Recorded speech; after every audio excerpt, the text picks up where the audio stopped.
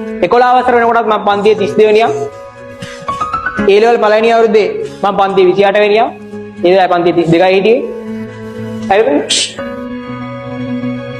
මගේ අන්තිම term test එක කරත් අන්තිම නෙමෙයි අන්තිමට කලින් ටර්ම් ටෙස්ට් එක කරත් කම්බයින් මැත්ස් වල ලකුණු තිබ්බේ 22යි. පළවෙනි එකට තිබ්බේ ලකුණු 4යි ටර්ම් ටෙස්ට් එකට. ඒතකොට මෙතන කියන්නේ මට සාමාන්‍යයෙන් අන්තිම මාස 6 ඇරුණාම ඊට කලින් මම ඉස්කෝලේ ගොඩාක් බාහිර දේවල් කරපු හින්දා මට සෑහෙන්න يعني කරගන්න බැරි වුණා. يعني ගොඩාක් දේවල් يعني අධ්‍යාපනික වැඩක් කරගන්න බැරි වුණා. අන්තිම මාස 6 විතර තමයි ගේමක් ගහන්න තීරණය කරලා මම ගේමක් ගහන්න ඕනේ කියලා තීරණය කරලා ගේමක් ගැහුවා. ඒක කිසිම පරණ දේවල් මත රඳා පවතින දෙයක් නෙමෙයි. පරණ දේවල් මත රඳා පවතින දෙයක් නෙමෙයි. හරියට කල්පනා කරලා ගන්න ඕනේ ගේමක්. එච්චරයි. මම විභාගයට යනකොටත් කම්බයින් මැත්ස් වල පාඩම් ගාණක් දන්නේ නැහැ. විභාගයට යනකොටත් කම්බයින් මැත්ස් වල පාඩම් ගාණක් මම දන්නේ නැහැ. ඒ වුණාට මොලේ කල්පනා කරලා ගිහින් ලියන්න විතරයි තියෙන්නේ. හරියට බැලන්ස් කරලා ලියන්න තියෙන්නේ. ඒ පාඩම් ඉගෙන ගත්ත කැම්පස් එකේ සම්භාවිතාවේ සංඛ්‍යානය, සංකීර්ණ සංඛ්‍යා, සංකරණතා සංයෝග. ඒ වගේ පාඩම් මම මෙලොවම දෙයක් දන්නේ නැතුව ගිහින් විභාගෙට ලිව්වේ. කල්පනා කරලා ගේමක් ගැව්වොත් වරදින්නේ නැහැ. ඒ නිසා ඕගොල්ලන්ටත් ඒ විදිහටම ඒවා කරන්න පුළුවන්. එහෙම අර ඩීප් අවබෝධයකට ජීවිතේ එන්න මොකක් හරි කෙලවීමක් වෙන්න ඕනේ. මිනිස්සෙක්. එක්කෝ ෂයි එකක් ෆේල් වෙන්න ඕනේ. එහෙම නැත්තම් සමහරලාට තමන් අර තමන් හින ලොකු කරගෙන හිටපු දෙයක් නැති වෙන්න ඕනේ. දැන් මේ දවස්වල ඕන තරම් FAS එකම නැති වෙනවා තියෙනවා. ලොකු කරගෙන තිබිච්ච දෙයක් නැති වෙන්න ඕනේ. ඒතර තේරෙනවා තමන්ව නිකන් අවලංගු කාසියක් වගේ විසික් වෙලා ගියා. ඊට පස්සේ තේරෙනවා තමන්ගේ ජීවිතේ තමන්ට දෙයක් තියෙන්නේ තමන් දෙයක් ගොඩ නැංගුවොත් පමණයි කියලා. තමන්ට වටිනාකම කොල්ලෙක්ටද කෙල්ලෙක්ටද තමන්ට වැලියු එකක් තියෙන්නේ තමන් දෙයක් හැදුවොත් විතරයි. ඒ වැලියු එක තමන් උපයාගත්තොත් විතරයි.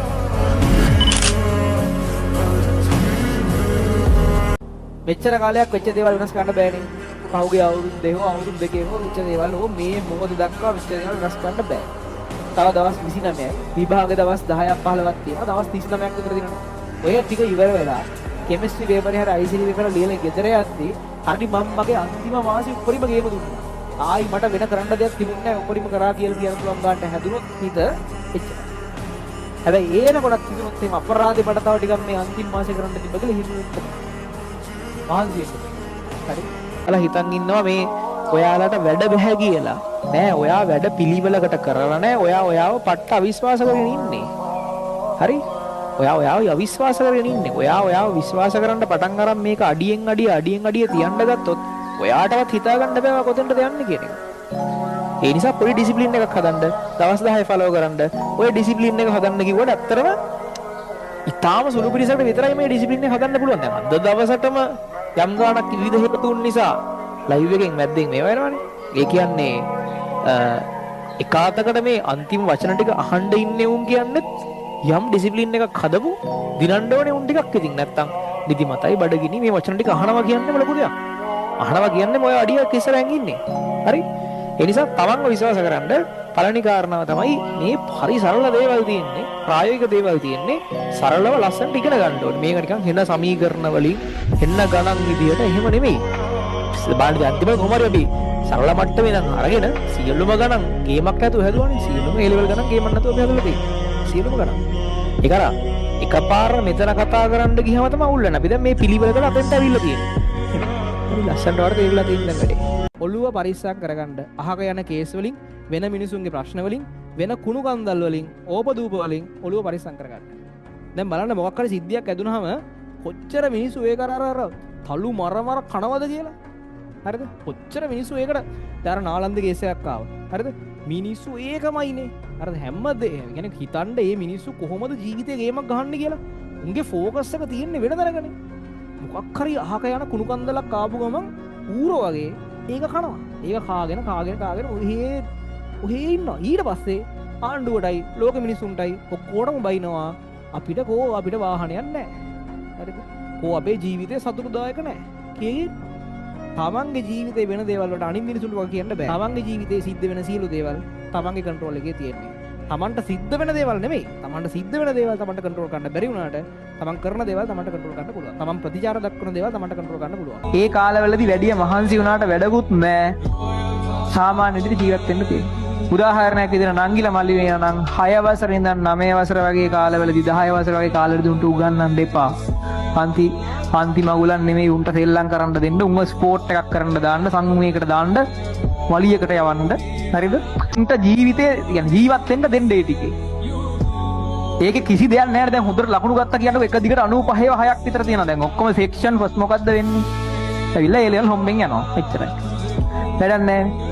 ඒ වගේ කාලවලදී උන්ගේ ජීවිතේ ජීවත් වෙන්න දෙන්න නංගින මල්ලිලා ඉන්නවා.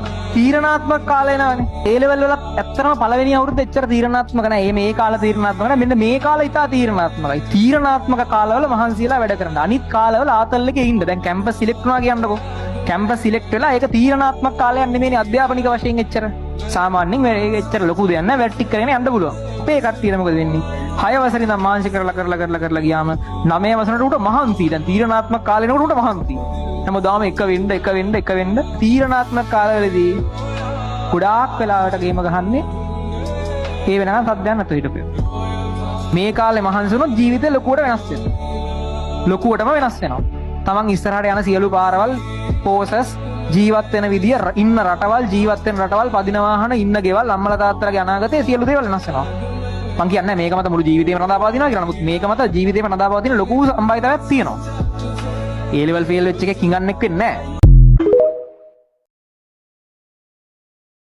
වතුර බෝතලයක් වහලා වතුර පුරවන්න බෑ. ඒ නිසා කොච්චර හොඳ වතුර පාරකට අල්ලන් හිටියත් වතුර බෝතලයක් පිරෙන්නේ නැහැ. ඔයා මූඩිය වහගෙන නම් ඉන්නේ. මම මේ කියන්නේ මගේ අත්දැකීම මත. පොත අපිට ඒවා ඉගෙන ගන්න බෑ. පොතක් කියවලා හරි YouTube වීඩියෝ එකකින් හරි මේක ඉගෙන ගන්න බෑ. සියල්ල රඳාවා තින්නේ තමන්ගේ මයින්ඩ් සෙට් එක මතයි. අවසාන වශයෙන් සමස්ත විසකුරු සමාජය අයින් කරලා දාන්න. ඒකෙන් ඔයාට සිද්ධ වෙන බාධාව පට්ටම ලොකුයි. සියල්ල තීරණය වන්නේ වටපිටාව මතයි කියලා හිතන්න. සියල්ල රඳාපවතින්නේ තමන් කරන දේ මත. තමන්ගේ ජීවිතේ වෙනස් කරන්න පුළුවන් තමන්ට විතරයි. අනිත් මිනිස්සුන්ට පුළුවන් ඒකට ලොකු උදව්වක් කරන්න විතරයි. ඒ නිසා ඔයාගේ අම්මට තාත්තටවත් යාළුවෙක්ටවත් ළඟ ඉන්න කෙනෙක්ටවත් ඔයා වෙනුවෙන් මොකුත් වෙනස් කරන්න බෑ. මොකද ඔයා ජීවත් වෙන්නේ හැමදාම ඔයත් එක්ක. ඔයා උදේ හැරිච්ච වෙලාවෙ ඉඳන් ඔයා නිදිය ගන්න වෙලාවෙ ඉඳන් ඔයා ඉන්නේ ඔයත් එක්ක. ඒ හැම පොඩි දෙයක්ම ඉස්සරහට තියෙන හැම පොඩි දෙයකටමත් බලපාන. ඒ නිසා සියල්ල රඳාපවතින්නේ තමන් කරන දේ.